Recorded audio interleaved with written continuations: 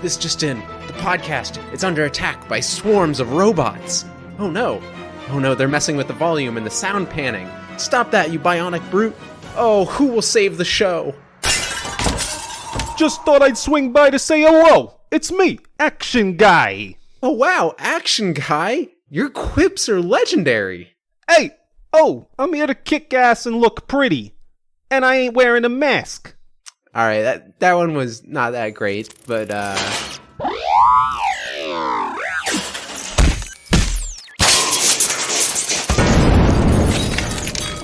okay, the robots are gone, but the set's ruined. Hey, no need to thank me, citizen. Guess you could say I'm bringing down the house. Or apartment complex. Is this a basement? Where am I? What is this joint? It's a head-mounted destination.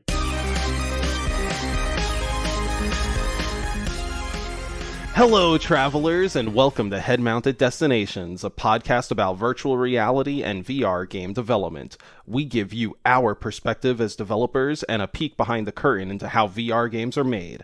I'm Carlos, and I'm a game designer. And I'm Matt.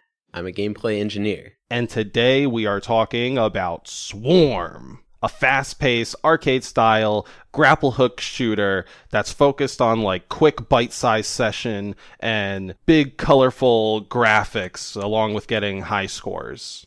This game came out, a week ago? Yep. And we are loving it. Yeah, I've been in, quite a big gaming funk for the last, 2 weeks, it feels like, maybe a little bit more. And then I saw Swarm come out, and I'm a huge grapple hook fan / aficionado. And while we were making this episode, I think you asked me what VR games have grapple hooks, and I listed my list just kept going. And this one is just it pulled me out of my gaming funk. It has that tight drop in, drop out game loop. And it has the mobility that I love. It's I in this game I have more mobility than Sorrento. I'm moving around the level more than say Sorrento, but I am not expending nearly as much energy. Yeah, this game has a lot of similarities to other games, but there's something about it that really jumps out to us, and we think it's going to do pretty well in the market. So we wanted to break down, why is that? What does this game do differently or better than other similar games? Mm-hmm. I have a little bit of a framework in my head for whether or not a VR game is going to succeed. But it depends on 3 pillars. Having a good kinesthetic core loop that feels good to play. Having compelling or interesting character, whether that's the world visuals or actual characters in the game or just a fun world building behind it. And then the last pillar is fantasy fulfillment. That's people like Beat Saber in part because they get to hold a lightsaber. And this game, everyone's calling it Spider-Man VR with guns. So this game has all 3 of those pillars. The core loop feels great. And the world is fun and colorful and goofy. And it has that fantasy fulfillment in a big way. So I think this is absolutely going to take off as long as they nail their post-launch plan for keeping the game alive. But we'll cover that later. Yes, this game, Swarm, is super fun, and we think it really could take off quickly, especially if the developers keep breathing life into it with post-content drip, but more so going back to the game. We've sort of been mentioning the game loop. We mentioned a bit of the mechanics, but I don't think we've actually kind of broken down what Swarm is. So just a quick preface to any of our travelers who haven't gone to Swarm or seen anything on Swarm. This is a very arcadey game. You've got 2 grapple hooks, one on each hand. You've got a machine gun pistol, one in each hand, and they're the same device. And you're basically using the grip buttons to shoot out your grapple hooks and your triggers to shoot. And so you'll have to grapple hook around the level. You're swinging around these big arena levels to kill enemies that are delivered in kind of this Galaga style drip feed of groups of enemies that fly in weird patterns. Some of them have different attack behaviors, and if you kill an entire group of them, you'll get bonus points, or if you do tricks going around the level super fast, you'll get points and or ability things. while you're like moving around super quickly and killing all of these enemies, you have abilities to assist you either in mobility or shooting enemies. On your left hand, you have the ability to slow down time, and on the right hand, you have the ability to do what they call a zip, which to me reads as basically Spider-Man's web zip from, Spider-Man PS4 / Spider-Man 2. That trinity really builds the core loop, right? There's the zip, there's the grapple hook to swing, and then there's the shooting and the time slow, which is for like aiming and killing enemies. And so all of that builds into this loop of, you don't want to hit the floor. If you hit the floor, you die.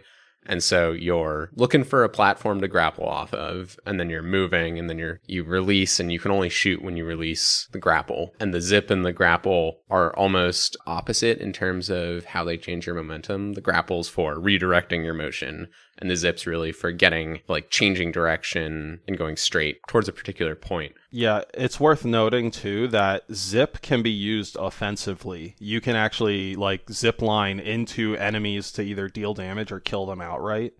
And something I noticed while playing is that the zip is so much stronger if you do it on an enemy. Like as someone who has made it to the final world, I highly recommend mostly using your zip on enemies because it will pull you entirely to that enemy rather than if you were to zip towards a platform, it does kind of like this sort of half pull or a yoink.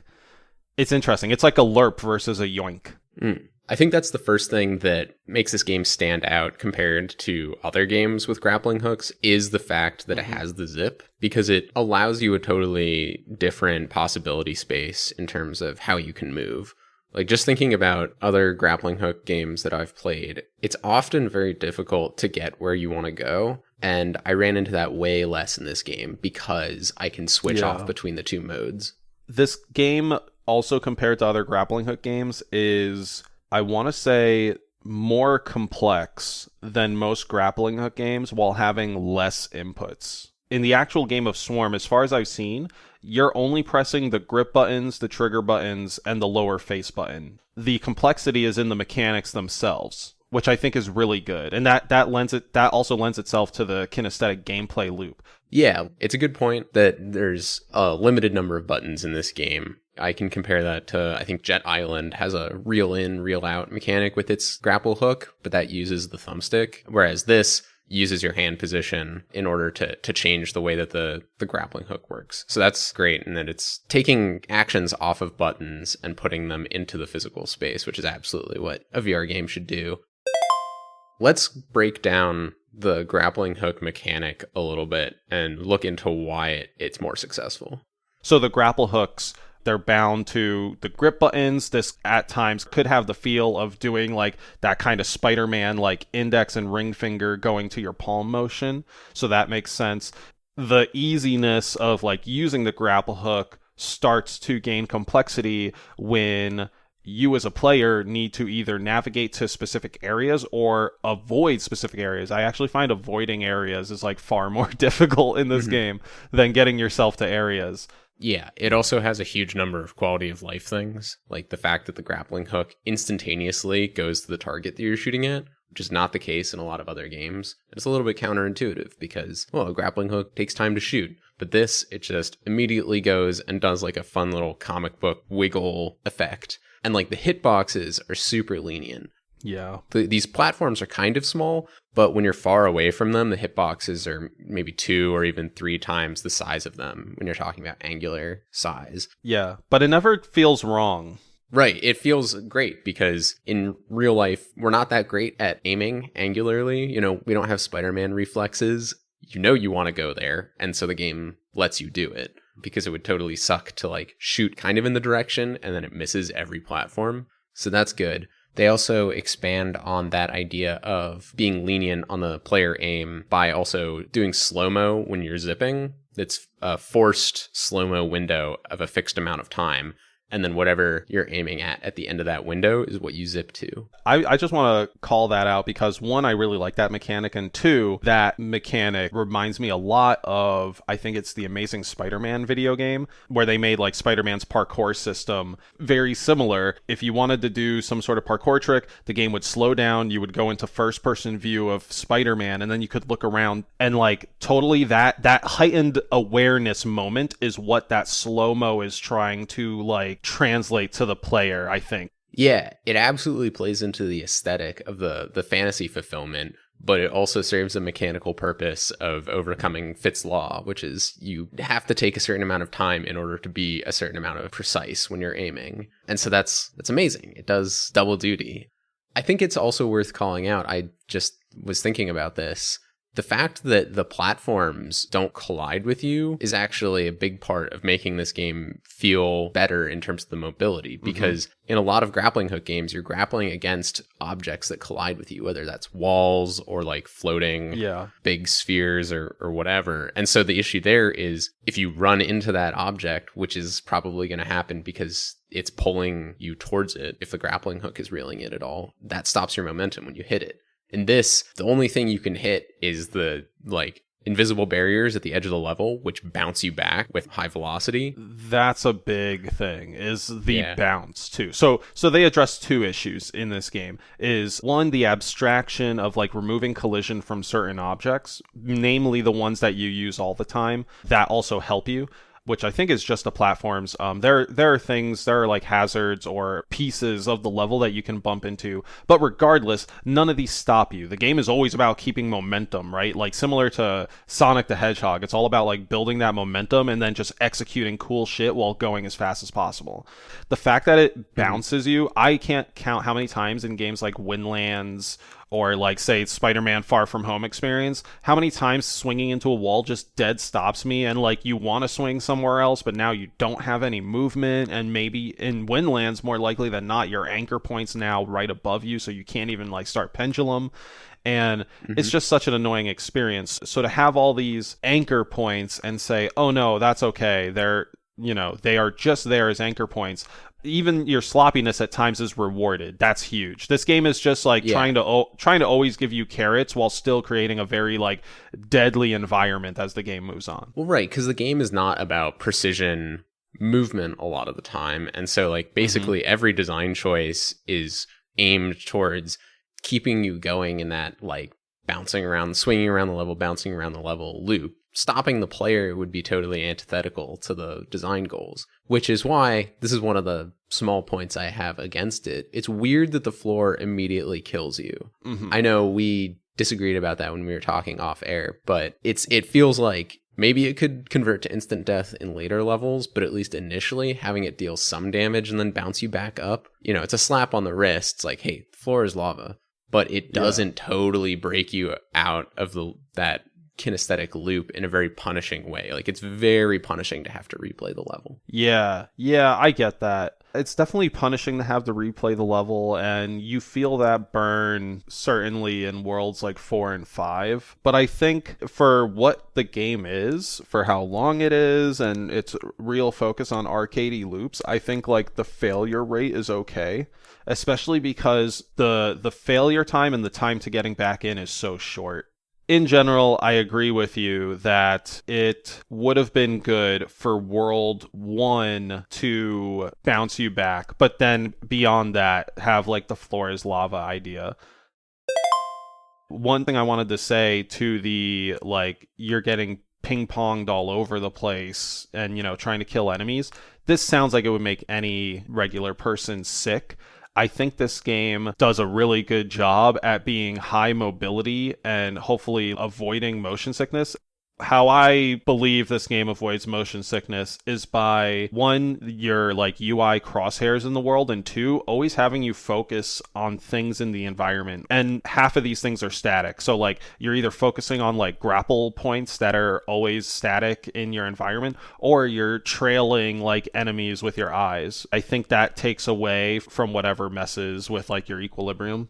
Having focal points, basically. Interesting. My two big guesses on why it really dodges motion sickness was, A, the levels are huge, Mm-hmm. There's no like visual walls that are very close to your play space. All the big geometry is in the skybox. Yeah. Which means that over a lot of your visual field, you're not getting that parallax that suggests motion. And so it's only dots of enemies and platforms that are moving. And so it's easy for your brain to be like, oh, well, they're moving, not me. And the other thing is that the only time that your motion changes significantly is either when you do it or I guess when you bounce. But like bouncing accordingly is kind of disorienting. But like, for example, in a game where you're moving around on a 2D plane with artificial locomotion, I feel like a lot of the sickness comes from the abrupt shifts when you change direction or turn your head, and it causes you to like wiggle and not move in a straight line. Here, you're moving in very broadly curving arcs a lot of the time, or immediately shifting. You're stopping and shifting velocity when you zip, and that's all under your control. And so I think it's avoiding those like micro movements that might get you. Not sure though. We talked about the motion aspect of the kinesthetic loop, but we should talk about how the loop has this rhythm between shooting and moving. And that's, I think, really where the game shines. Like, yes, they did a good job with the grappling hook, but also it's the counterplay between you move and then you shoot a bunch, and then you move and then you shoot a bunch. And this keeps pulling you back in. You want to play more levels. Yeah, 100%. And so jumping from movement and focusing more on combat, I want to just talk about the enemies a little bit. You'll have enemies that play around with this like high mobility idea. So one of them to start is chasers, enemies that explicitly follow behind you, and then when you are slow enough, they will like position themselves somewhere around the like sphere of your immediate area and then do a like bull charge at you. You have like your sniper enemies, which are super far away. So like the chasers encourage you moving fast and moving in like a direction that's like opposite of the chasers. The snipers or distant enemies encourage you to either take these guys out like far away or be moving or zip to them, right? You have mines, which are these like now roadblocks to the environment. All of these things, by the way, you can shoot them and destroy them. So if you want to just brute force and like, you know, quick shot everything, you can. And in some cases, blowing up these mines causes other enemies to blow up. There are actually like mini explosive versions of some of those grunt enemies. So if you shoot that one, it actually propagates and blows up like 2 or 4 more enemies, which is very satisfying. Like everything I'm listing here hopefully sounds very satisfying because in the interplay of the game, it creates a good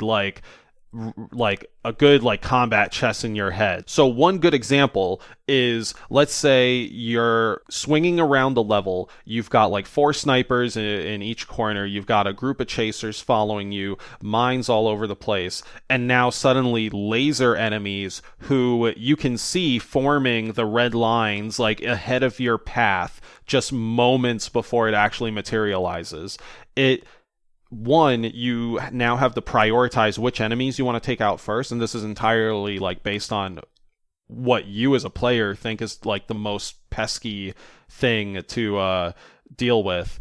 As in like what hinders your ability most, lasers that will shoot out in front of you or enemies that will chase you or mines that control parts of the sky. Well, you say, oh, you can just brute force it by shooting all the enemies, but like it's sort of about, you can't shoot all the enemies. It's about the prioritization, and like each enemy type is clearly designed to push on a different part of the loop and cause you to prioritize it differently. It's like, I got to avoid all these chasers, but now when I move, there's mines in the way, but now I've got to deal with this enemy that shields other enemies, and now I've got to deal with these zombie enemies in the background that keep reviving each other. It's like each enemy stacks on this layer of like, oh, but I should target that enemy first. Oh, but I should target that enemy first. And that it changes a little bit depending on exactly what you're trying to achieve in the level.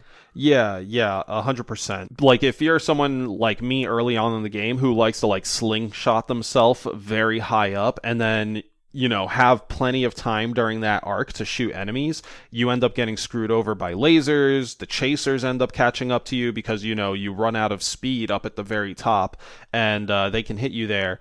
Right, and it forces you to move differently throughout the game. Yeah. Yeah, exactly. You gotta like web zip. If the laser enemies come up, the game explicitly tells you like use web zip to get to change your path at the last second and stuff like that. I guess so. It's worth saying that this is a wave shooter, obviously, and wave shooters have kind of a bad rap in the VR market because a lot of early games were wave shooters, and people are like, "Oh, we're sick of wave shooters."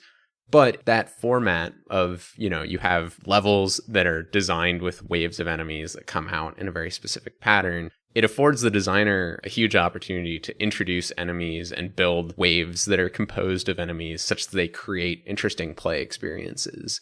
They 100% do that in this game very effectively.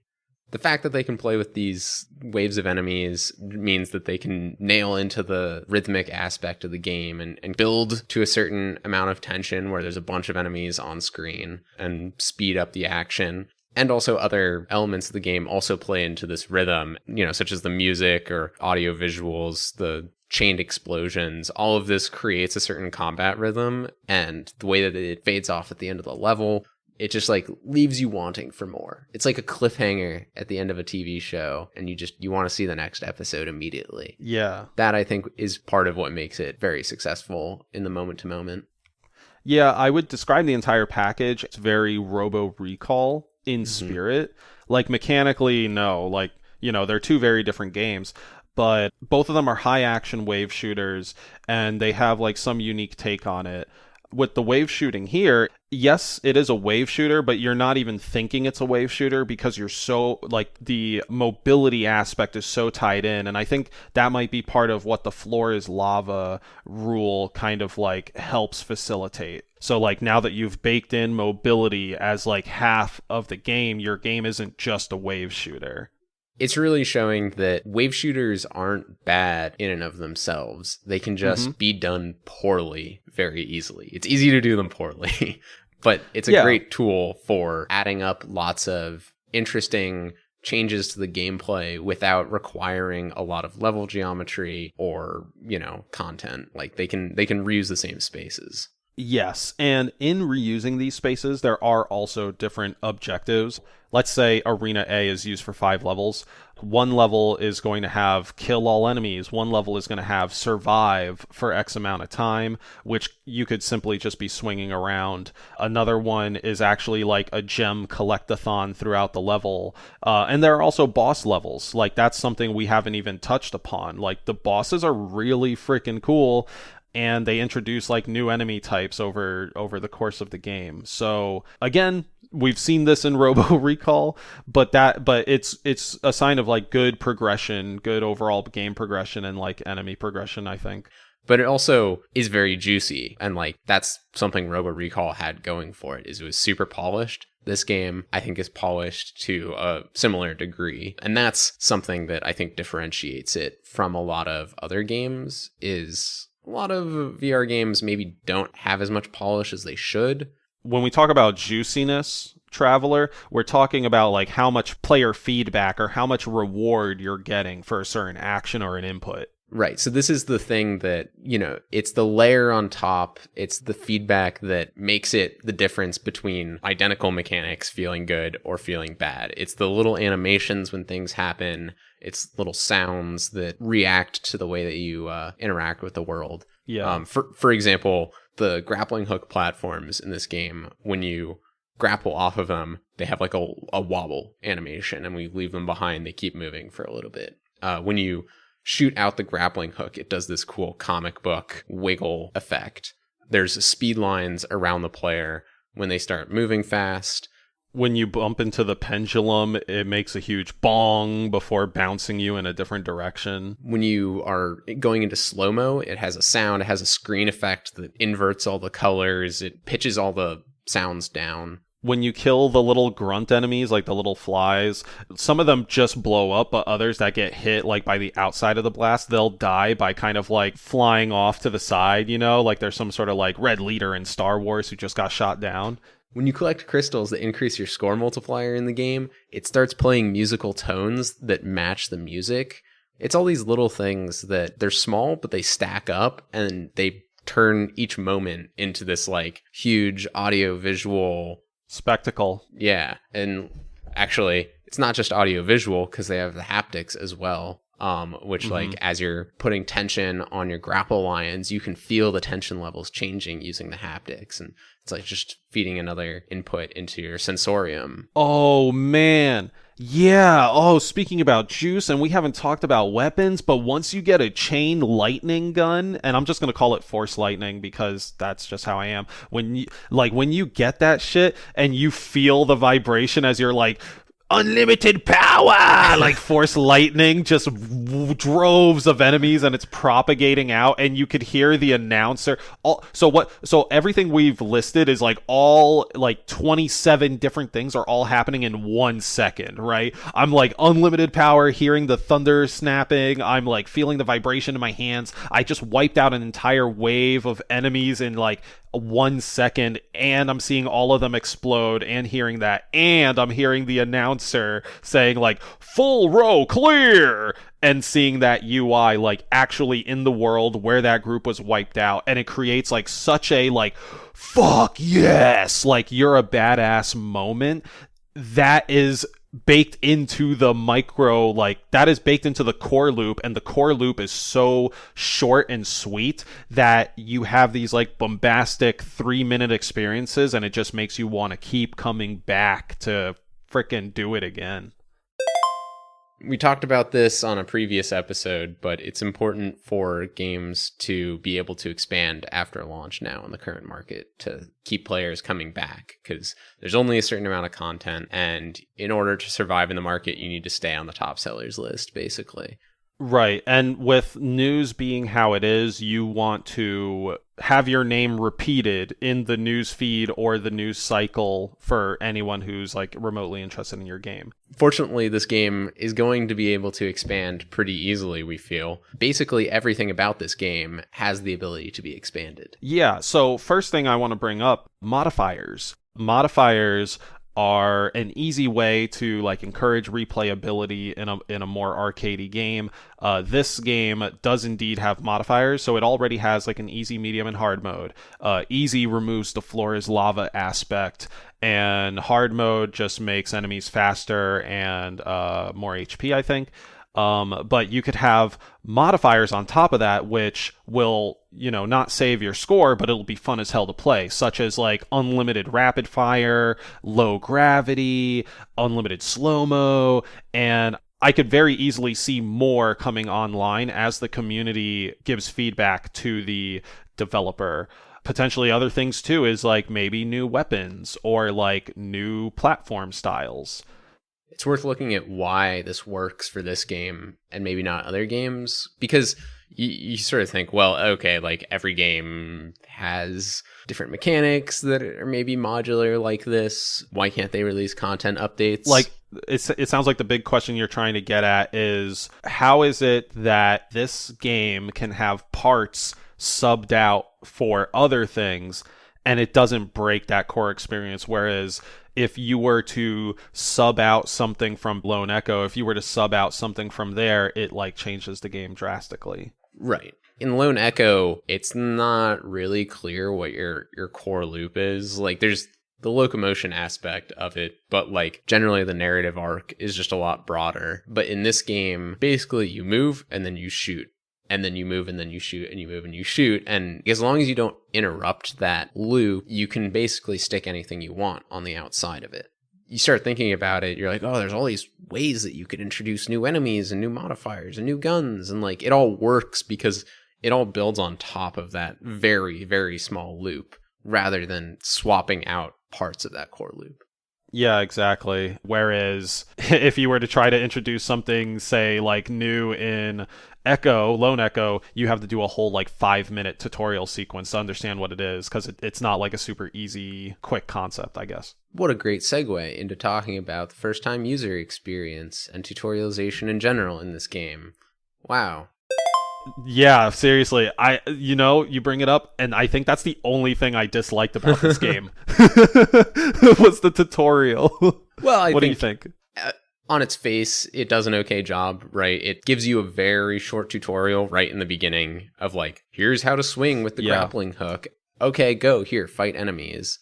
And then it introduces zipline as an ability, and then it introduces new enemies and weapons as they come up. So you're condensing down the FTUE/tutorial bit, which is you're spawned in the level, it's all grayed out, and you're just standing there. You can't do anything. Computer, GLaDOS or whatever explains like what the mechanic is, and yes, this is short, but you're fully grayed out and you have no interactivity. You can't even skip the talking if you wanted to. And then you have to do the action. I found that to be kind of annoying, especially after having gone through so many FTUEs. Yeah, it's a small friction point, but it stands so opposed to the free movement aspect of the actual game that being locked in place for even a small amount of time feels so wrong. Yes. It also doesn't do a great job of teaching the core mechanics. If we're going to nitpick the actual tutorialization, it tells you to pump your arms to put tension on the line when you're swinging. But I found that was a very poor description of what you're supposed to do, because actually pumping it doesn't make you go faster, as far as I could tell. Keeping it tensioned gets you to go faster. And when to tension it potentially dictates like where your momentum's going to be aimed at. That's what I've started noticing. But yeah, even the video they show for pumping your arm, it looks like you're pulling down like on a train to make or a truck to make the horn go. But like that is totally like I would do that and be like, yeah, I feel like I'm moving, but I'm not. I'm actually losing momentum. Whereas like if I just like hooked into something, pulled it taut, and then released at the right arc, it would like get me going somewhere. Yeah. Let's talk a little bit about the marketing, as marketing is a very important part of any game, because otherwise, how will players know that your game exists? And apparently this game did a good job with its marketing, because a bunch of people that I know knew about the game. I didn't know anything about the game, but I also bought the game the moment I saw it, despite not knowing about it. So it's also presenting itself well, I think, in terms of the color palette and aesthetic, and that stands out well in the market. But you discovered it through Reddit, right? Yes, I found it through Reddit. Whether it was like the announcement of it or an earlier prototype version of it, like easily several months ago, like long enough that I actually forgot that it even existed. But yeah, I mean, I saw it. I was like, wow! It had a bunch of upvotes on like the Oculus and/or Steam VR subreddits, and people love grapple hook games. So obviously, if you put grapple hooks on the internet and it is at all decent, people will talk about it and spread it around. I'm very interested to know what the actual like sales metrics are behind it. Hashtag free the data, Zuck. Come on. But yeah, I think like two big things with the marketing here is how action oriented it is really going to speak to a lot of audiences. Like casual and hardcore audiences can appreciate a really good, fun, engaging core loop. That's why Beat Saber, that's why Beat Saber's big. So that's what we have here, along with the Reddit marketing, doing things like the closed beta and having a community Discord as the game was being made. Probably helped heavily. Right. I mean, that's a very typical thing now is you got to have a Discord for your community. But the closed beta, I think, was interesting because it was like an opportunity to build some good faith with the community and get some super fans out there who are like, oh, yeah, no, I played the game and I didn't get motion sick. And then they're on Reddit. They're, responding to people that are like, oh, would this make me motion sick? And they're like, no, I was in the closed beta. It's not going to make you motion sick. And I think that helped a lot. That was a big thing. He was hammering in on the no motion sickness aspect in the marketing materials. Especially for a game like this that could break through to like a mass casual market. That's still the first and foremost question is like, am I going to get sick from playing this? And if you can answer that with a hearty no, you're going to have an awesome time, then like it makes someone way easier to pull their wallet out. This game is also very gifable. Oh, yeah. You mentioned gaining traction on Reddit, but like that's not easy. And I think the fact that it has a cartoony aesthetic with big blocks of color and outlines makes it very readable, whether you're in a low resolution headset or looking at a small GIF on Reddit. And I think that is something to keep in mind is like the design of the art actually helps the marketing of the game. Yeah.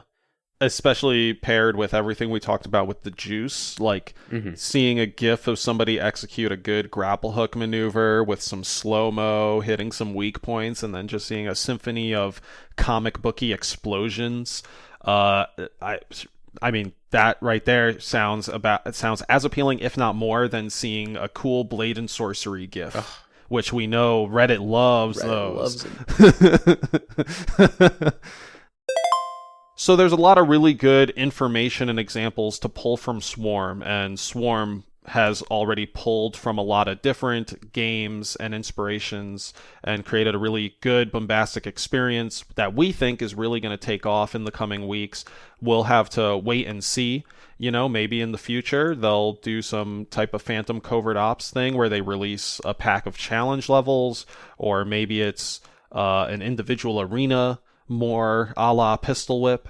But we are just going to have to excitedly put on our headsets, play more Swarm, and just rack up those high scores until new updates come out. Hey, buy this game. Yes, definitely go out and play Swarm. If you don't like it, use the return policy, but this is definitely a Head-Mounted Destinations approved game. Whatever big Nintendo-shaped seal of approval thing that we would put on it, it's going to be on this one. I'm going to be playing it almost certainly after this episode is done recording, because every time I start talking about this game, I get ramped up and I just need to jump into the headset and kill some robos.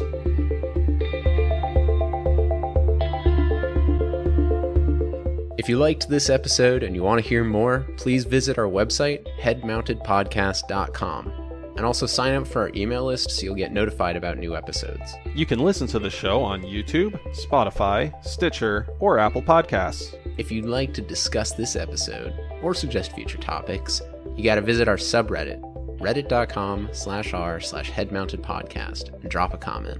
If you really love the show and want to help us out, tell your friends about Head-Mounted Destinations. We want all the listens. All right, thank you for listening. We'll see you at the next destination.